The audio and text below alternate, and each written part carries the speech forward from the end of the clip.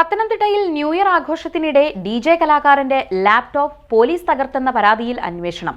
സംഭവത്തിൽ അന്വേഷണം നടത്തി ഉചിതമായ നടപടി കൈക്കൊള്ളാൻ മുഖ്യമന്ത്രി പിണറായി വിജയൻ ക്രമസമാധാന ചുമതലയുള്ള ADGPക്ക് നിർദ്ദേശം നൽകി.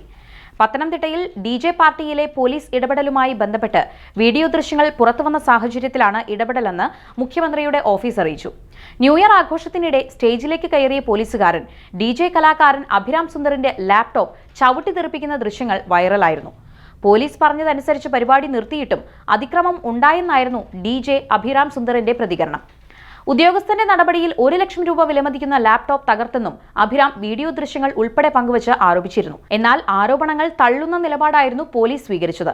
സ്ഥലത്ത് സംഘർഷമുണ്ടായതോടെയാണ് ഇടപെട്ടെന്നാണ് പോലീസിന്റെ വിശദീകരണം.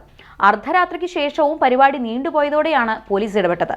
ലാപ്ടോപ്പ് പൊട്ടിച്ചു എന്നത് അടിസ്ഥാനരഹിതമായ ആരോപണമാണെന്നും പോലീസ് പറയുന്നു. അതേസമയം ലാപ്ടോപ്പ് തകർക്കുന്ന ദൃശ്യങ്ങൾ പോലീസ് വാദം പൊളിക്കുന്നതുമാണ്.